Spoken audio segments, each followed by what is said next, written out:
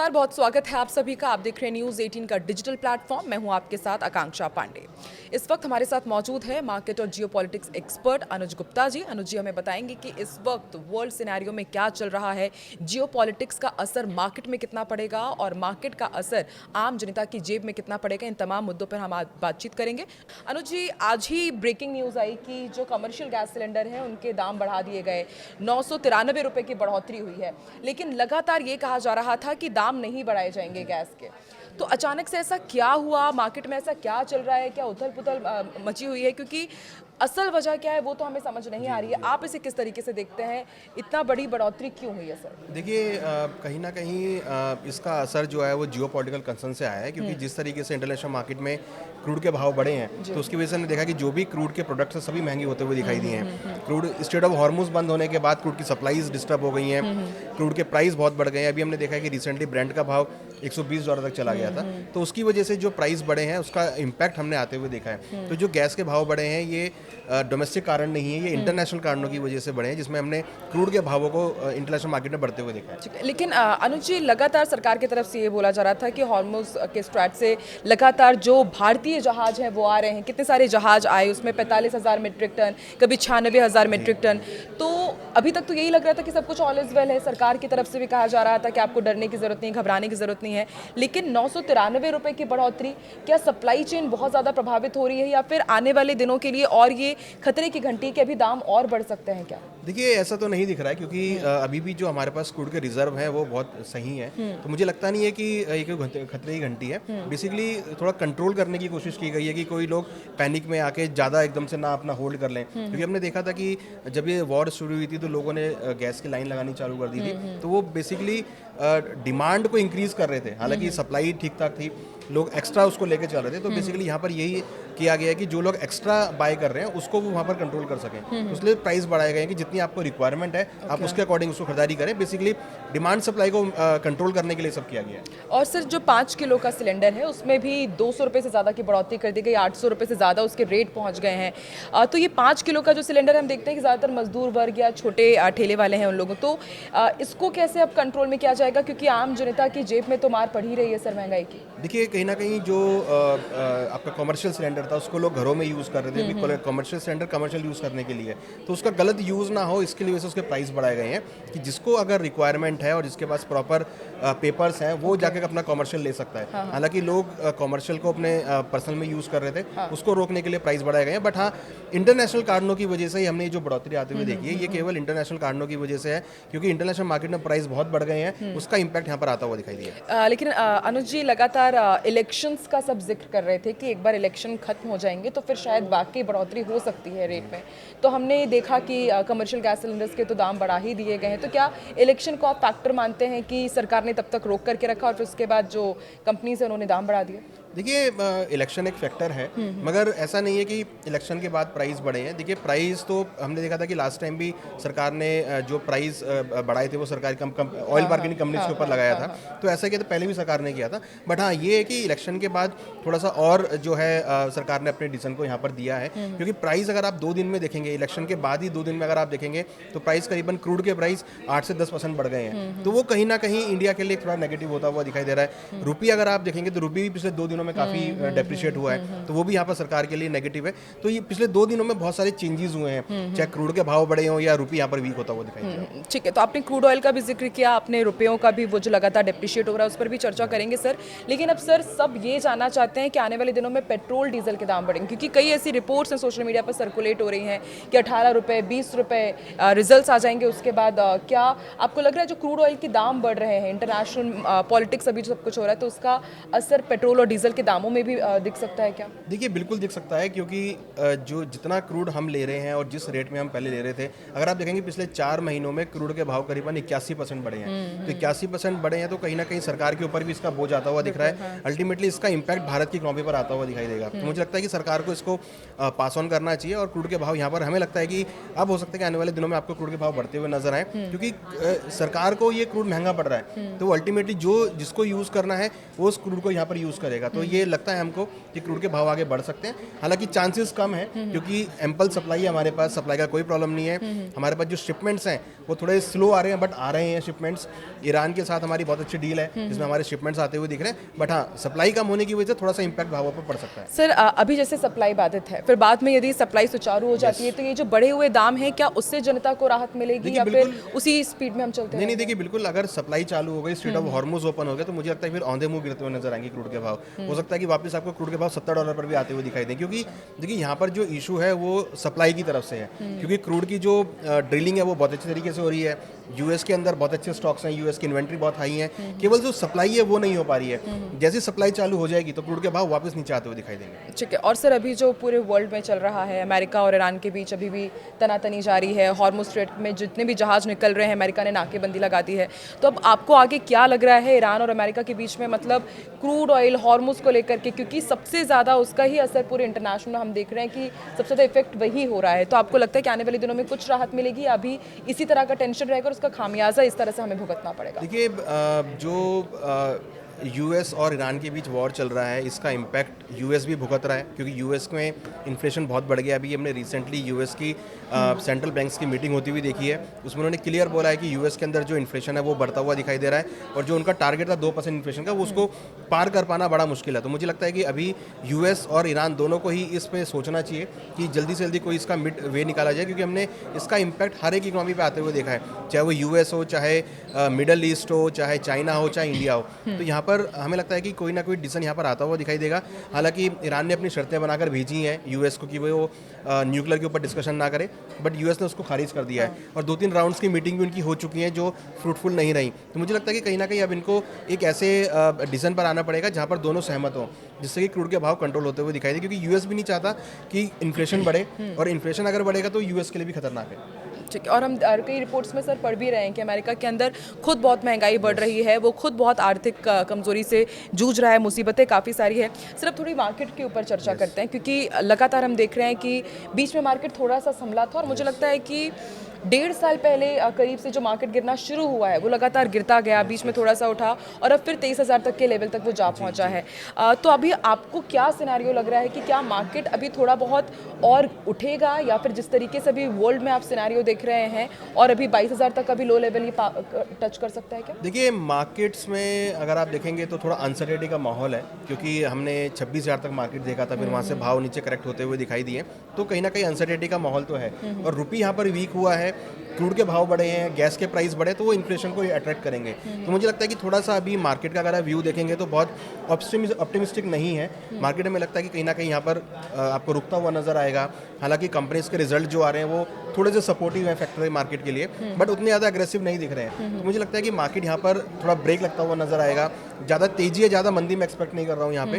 हमें लगता है कि मार्केट बहुत रेंज के अंदर ट्रेड करता हुआ नजर आएगा, बट हाँ कहीं ना कहीं अगर ये और एस्केलेट होता है वॉर, क्रूड के भाव अगर और बढ़ते हैं तो फिर वो मार्केट के लिए थोड़ा नेगेटिव हो सकता है। तो अभी फ्लैट ही समझें कि अभी फ्लैट ही रहेगा? देखिए बिल्कुल, मुझे लगता है अगर हम रेंज की बात करें तो 24,500 और 23,500 ये रेंज मुझे लगता है कि आने वाले टाइम के लिए रहेगी, और इस रेंज में प्राइस मूव कर सकते हैं। बट टोटल मार्केट डिपेंड करेगा यूएस के और ईरान के वॉर के लेकर। अगर कोई भी पॉजिटिव थिंक आती है तो हम एक अच्छा जंप भी होते हुए देखेंगे, और अगर कोई भी नेगेटिव आएगी तो फिर वहाँ पे मार्केट में गिरावट आ सकती है। ठीक है। और सर अमूमन जो इन्वेस्टर्स रहते हैं या जो नए इन्वेस्टर्स रहते हैं उनको यही लगता है कि मार्केट यदि अभी गिर रहा है तो वो इन्वेस्ट कर लें, इस वक्त सबसे अच्छा टाइम वो यही समझते हैं। तो क्या आप उनको ये एडवाइस देंगे कि हाँ अभी ये सही टाइम है, या फिर अभी और थोड़ा मार्केट की स्टडी करें, या अभी जो इंटरनेशनल सिनेरियो चल रहा है उसको स्टडी करके थोड़ा रुकने की ज़रूरत है क्या अभी? देखिए इन्वेस्टमेंट करना चाहिए, स्मॉल क्वांटिटी में करना चाहिए इन्वेस्टमेंट, क्योंकि मार्केट में डिप्स आ रहे हैं, और ऐसे स्टॉक में पैसा लगाएं जो फंडामेंटली स्ट्रांग हैं, जो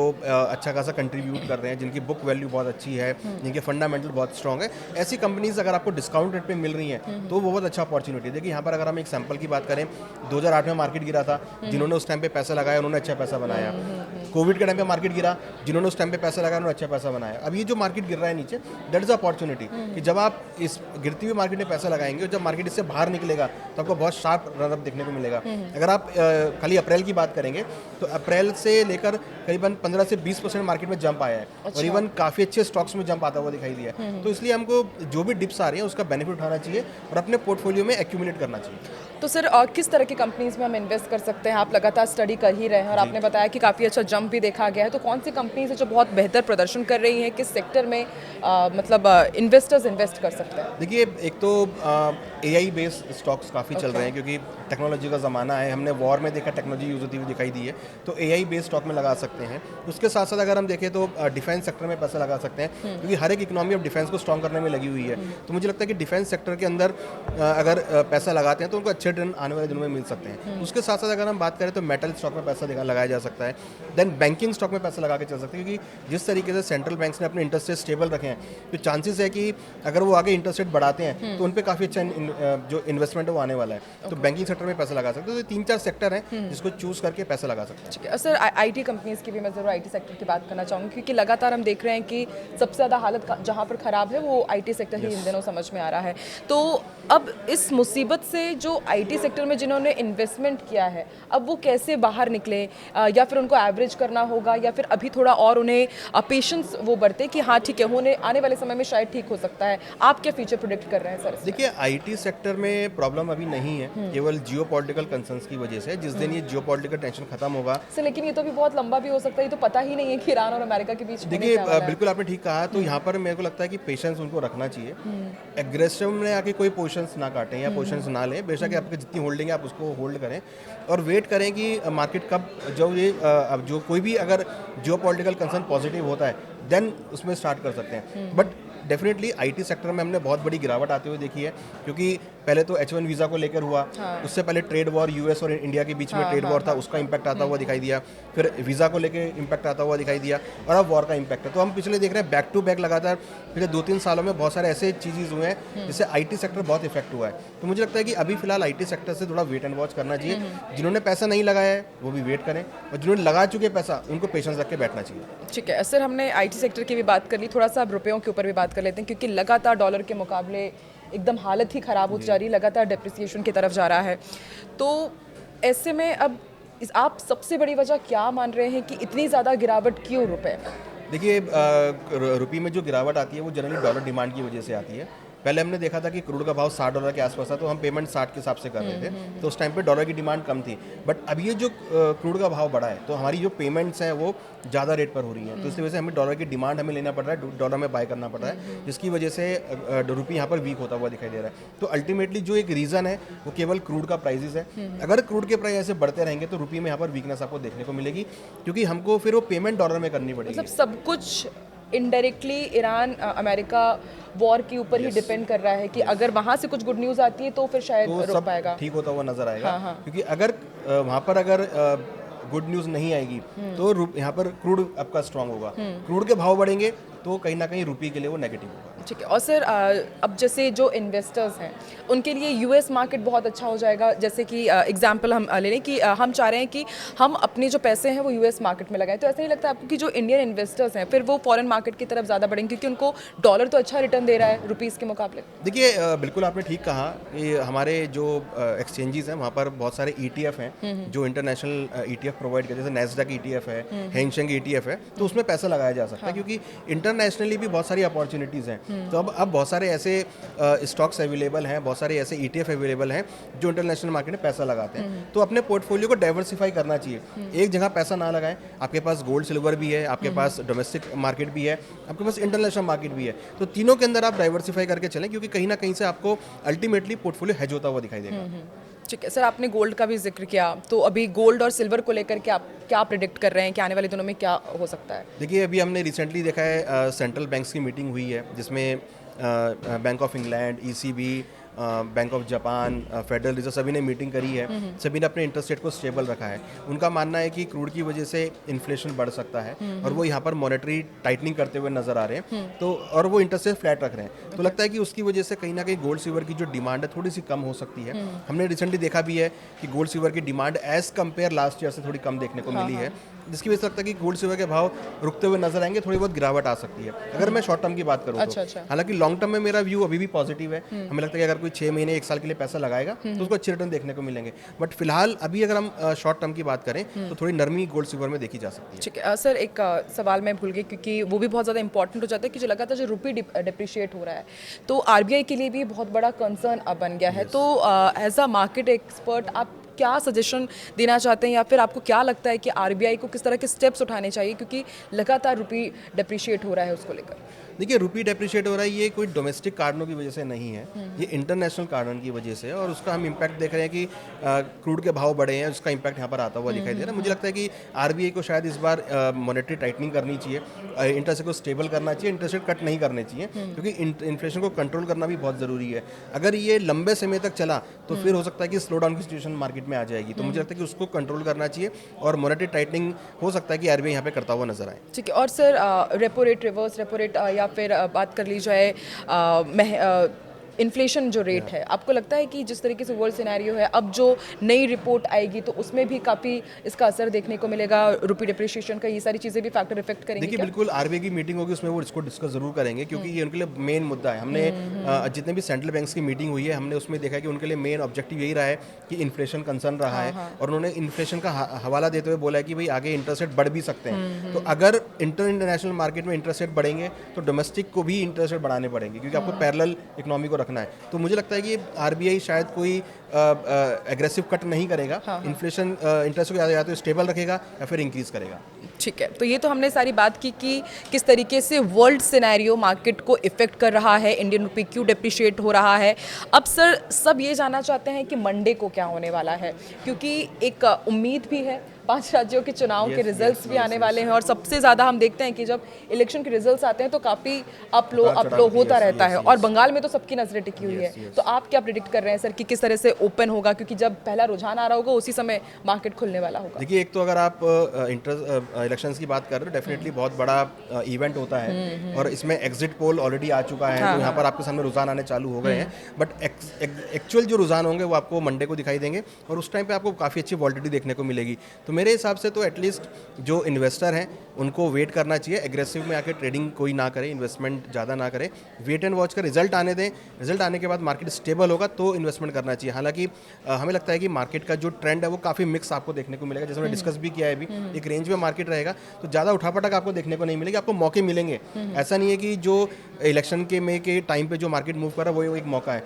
इलेक्शन के रिजल्ट आने के बाद भी आपको बहुत अच्छे मौके मिलेंगे जिसमें आप इन्वेस्टमेंट कर सकते हैं। तो एग्रेसिव ना हो, रिजल्ट आने दें, मार्केट को पूरा सेटल डाउन होने दें, उसके बाद इन्वेस्टमेंट करें। ठीक है। और सर क्रूड के दाम भी लगातार, क्योंकि हम सब लोग अब मंडे के हिसाब से ही चर्चा कर रहे हैं, तो सर जब क्रूड के दाम क्योंकि रोज़ाना ऊपर नीचे हो रहे हैं, तो आप क्या अभी प्रिडिक्ट कर रहे हैं कि जब मंडे को शेयर मार्केट खुलेगा तो क्या क्रूड के दाम आपको लग रहे हैं कि बढ़े हुए रहेंगे और उसका असर देखने को मिलेगा भारत में भी? देखिए, आज तो मार्केट खुला, इंटरनेशनल मार्केट, तो वहाँ पे क्रूड के प्राइस बढ़े हुए हैं, बट अगर कोई भी स्टेटमेंट सैटरडे संडे को ट्रम्प साहब की तरफ से आता है कि भाई वो नहीं चाहते कि एस्केलेट हो, या वो कोई भी पॉजिटिव न्यूज़ देंगे तो भाव गिर सकते हैं, बट अगर सब कुछ सेम रहा तो डेफिनेटली मंडे को भी आपको प्राइस एस्केलेट होते हुए दिखाई देंगे। ठीक है। और सर जो क्रूड ऑयल से जुड़ी हुई जितनी भी कंपनीज हैं वो भी हम देख रहे हैं कि लगातार घाटे में जा रही है, या तो फिर बहुत ज़्यादा कमाया है कुछ कंपनी से। एक रिपोर्ट में पढ़ रही थी कि एक दिन में 14,000 करोड़ रुपए तक क्रूड कंपनीज ने कमाया है। तो ये जो आप देख रहे हैं कि एक बहुत ही मतलब अनपैरेलल सा है, एक बहुत कमा रहे, एक बहुत कम कमा रहे, कंपनीज को काफ़ी नुकसान हो रहा है, तो इससे वो बहुत जल्द अब उबर पाएंगे, या फिर आपको लगता है कि अभी स्थिति ऐसी ही रहने वाली है? देखिए, अभी तो स्थिति ऐसी रहने वाली है, क्योंकि क्रूड के प्राइस बढ़े हैं, उससे मार्केट में बहुत अनसर्टेनिटी हो गई है, तो कहीं ना कहीं ये अभी चीज़ सेटल होने वाली नहीं है, टाइम लगेगा। अगर क्रूड के प्राइस नीचे आएंगे तो ही चीज़ सेटल होते हुए दिखाई देंगी। अल्टीमेटली सारा जो मार्केट का नज़रिया है वो यूएस और ईरान की वॉर के ऊपर है, और उसको भी छोड़कर स्टेट ऑफ हॉर्मुज के ऊपर है। देखिए, अगर स्टेट ऑफ हॉर्मुज ओपन हो जाता है उसके बाद अगर वॉर चलती भी रहे कोई फर्क नहीं पड़ता, क्योंकि हमारी सप्लाईज आती हुई दिखाई देंगी। हालांकि यहाँ पर एक पॉजिटिव पॉइंट ये है कि अभी यूएई ने ओपेक मेंबर से अलग हुआ है यूएई, और वहाँ पर वो प्रोडक्शन बढ़ाने की बात कर रहा है। तो अगर यूएई प्रोडक्शन बढ़ाता है तो उसका सारा सपोर्ट इंडिया को आता हुआ दिखाई देगा, क्योंकि उसकी जो सारी सप्लाईज हैं वो इंडिया की तरफ शिफ्ट हो जाएंगी, तो इंडिया को अगेन अच्छे रेट में क्रूड मिलना चालू हो जाएगा। तो मुझे लगता है कि अगर यूएई प्रोडक्शन बढ़ाना चालू करता है तो ये इंडिया के लिए पॉजिटिव पॉइंट होगा। ठीक है। और सर जो क्रूड ऑयल से जुड़ी हुई कंपनीज हैं उनके स्टॉक मार्केट जिन्होंने ले रखे हैं, तो उनके लिए अभी कैसा रहेगा? वो स्टैग्नेंट रहेगी चीज़ें, या फिर उसका असर उनको भी देखने पड़ेगा? देखिए क्रूड की मार्केट मुझे लगता है कि स्टैग्नेंट रहेगी, क्योंकि प्राइस बढ़े हुए हैं तो अल्टीमेटली उसका इंपैक्ट कंपनीज में भी आता हुआ दिखाई देगा। तो ऑयल मार्केटिंग कंपनीज के लिए मुझे लगता है कि मार्केट ठीक ठाक है, वहाँ पर वेट एंड वॉच करना चाहिए। ठीक है सर, एक बार फिर से मैं रुपये की तरफ मुड़ना चाहूँगी, क्योंकि हम देख रहे हैं कि इस क्राइसिस में भी बहुत से ऐसे देश हैं जिन्होंने फ़ायदा उठाया है। चीन का मैं जिक्र करना चाहूँगी, क्योंकि उन्होंने इंटरनेशनल मार्केट में अपनी करेंसी युआन में ट्रेड करना शुरू कर दिया है। तो अब आपको नहीं लगता कि बहुत पीक टाइम है कि अब सरकार को भी सोचना चाहिए, ऐसी पॉलिसीज़ बनानी चाहिए कि इंटरनेशनल मार्केट में अब रुपये का दबदबा भी बढ़ाया जाए, ताकि जब इस तरह का कुछ इंटरनेशनल क्राइसिस हो तो फिर सबसे ज़्यादा सेटबैक फिर इंडियंस को पड़ता है, क्योंकि फिर हम देखते हैं कि इंडियन रुपये कितनी तेज़ी से गिरता है। देखिए बिल्कुल करना चाहिए, मुझे लगता है कि ये मौका है कि इस टाइम पर, क्योंकि हमारे पास अपॉर्चुनिटी भी है और हर देश हमको अपना ऑयल देना चाहता है, रशिया है देना चाहता है, वेनेजुएला है हमको देना चाहता है, तो हम उनके साथ बायलेटरल ट्रेड कर सकते हैं, हम उनके साथ अपनी करेंसी में व्यापार कर सकते हैं। तो ये होना चाहिए। आई थिंक कि सरकार सोच भी रही होगी इसके बारे में, और हम देख रहे हैं कि कहीं कहीं जो बायलेटरल ट्रेड्स है वो यहाँ पर होने चालू हो गए हैं। क्योंकि देखिए यहाँ पर एक चीज़ और है कि हम बहुत बड़ी मात्रा में राइस एक्सपोर्ट करते हैं, हम बहुत बड़ी मात्रा में मसाले एक्सपोर्ट करते हैं, तो वो भी बिजनेस यहाँ पे थोड़ा सा डाइल्यूट होता हुआ दिख रहा है। तो मुझे लगता है कि सरकार को उसकी तरफ भी देखना चाहिए, और जो हम ट्रेड कर रहे हैं अगर हम उसको इंडियन करेंसी में करते हैं तो फिर डॉलर की डिमांड कम हो जाएगी, तो इंडियन रुपी स्ट्रांग होता हुआ दिखाई देगा। ठीक है सर, और इंडियन रुपये की यदि बात कीजिए तो आपको लग रहा है कि अभी और डिप्रिशिएट होगा क्या ये? देखिए टोटली कहाँ तक डिपेंड जा कर सकता रहा है? और अभी देखिए 95 के आसपास तो चल ही रहा है, हमें लगता है कि 97 के आसपास तक रुपया आ सकता है, क्योंकि क्रूड के भाव बढ़े हैं। तो जब तक क्रूड के भाव बढ़ते रहेंगे तब तक और डॉलर डिमांड की वजह से रुपी यहाँ पर वीक होता रहेगा। हमें रुपी को स्ट्रॉन्ग करने के लिए डॉलर के ऊपर डिपेंडेंसी कम करनी पड़ेगी, जैसे चाइना ने किया है। तो हमको अपनी होम करेंसी में बिजनेस करना चाहिए, हमको होम करेंसी के अंदर अपने व्यापार करने चाहिए, जिससे कि हमारी होम करेंसी की डिमांड इंक्रीज हो। ठीक है, और सर क्रूड ऑयल का जो रेट लगातार बढ़ रहा है हम देख रहे हैं, उसका असर हमने देखा कि कमर्शियल गैस सिलेंडर्स के दाम बढ़ गए।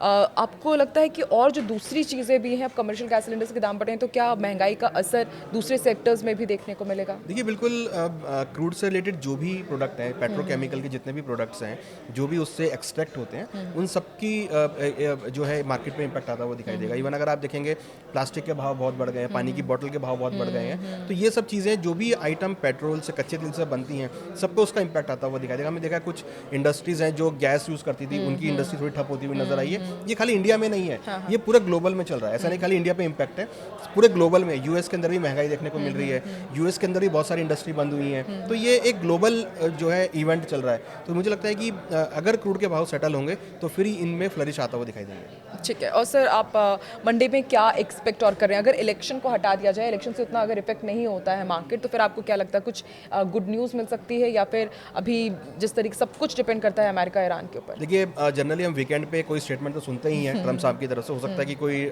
स्टेटमेंट आ जाए, क्योंकि अब वो भी चाहते हैं कि जल्दी से ये मैटर सॉल्व हो। हालांकि उन्होंने ईरान की बात को नकार दिया है, न्यूक्लियर पावर वाली बात को, बट लग रहा है कि कहीं ना कहीं उनके बीच बातचीत चल रही है।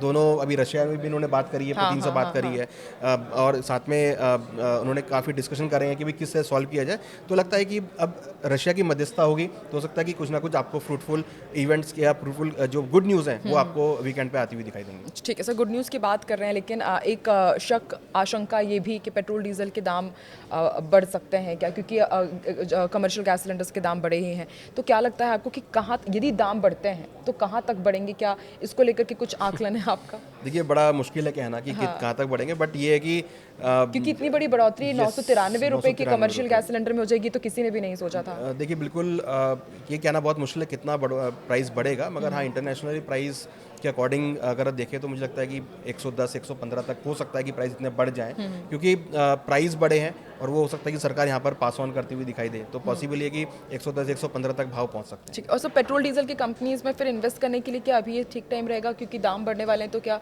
मार्केट इससे भी इफेक्ट होगा? देखिए दाम बढ़ने वाले हैं, उससे उतना इम्पैक्ट नहीं पड़ेगा, क्योंकि देखिए अगर प्राइस बढ़ेंगे तो उसकी डिमांड भी कम होती हुई दिखाई देगी। हम देख रहे हैं बहुत सारी चीज़ें ईवीज़ के ऊपर शिफ्ट हो गई हैं, हम इथेनॉल की बात भी कर रहे हैं, इथेनॉल ब्रांडिंग भी का बात कर रहे हैं, तो डिमांड पर उतना इम्पैक्ट नहीं पड़ेगा। अगर प्राइस बढ़ भी गए तो फिर लोग पब्लिक ट्रांसपोर्ट यूज़ करेंगे, फिर लोग कार को क्लैप करके चलाएंगे, तो मुझे लगता है कि उससे ज़्यादा इम्पैक्ट नहीं पड़ेगा डिमांड पे। बट हाँ, ये है कि प्राइस अगर बढ़ते हैं तो वो कहीं ना कहीं इकोनॉमी के लिए थोड़ा सा नेगेटिव होता हुआ दिखाई देगा। ठीक है, तो सर बहुत बहुत शुक्रिया हमारे साथ जुड़ने के लिए। किस तरीके से जियोपॉलिटिक्स मार्केट को इफेक्ट कर रहा है, आने वाले दिनों में पेट्रोल डीजल के दाम बढ़ेंगे क्या, और जिस तरह से 5 राज्यों में विधानसभा चुनाव के रिजल्ट्स आने वाले हैं उसका असर मार्केट में क्या होगा, ये हमें अनुज जी ने बताया। बहुत बहुत शुक्रिया अनुज जी एक बार फिर से हमारे साथ जुड़ने के लिए। तो उम्मीद करते हैं कि मार्केट और जियोपॉलिटिक्स का यदि आपको भी इंटरेस्ट है तो ये वीडियो आपको भी ज़रूर पसंद आएगा। इसी तरह के वीडियोज़ के लिए, इस तरह के पॉडकास्ट के लिए न्यूज़ 18 को ज़रूर सब्सक्राइब करें, लाइक भी करें और बने रहिए न्यूज़ 18 के साथ।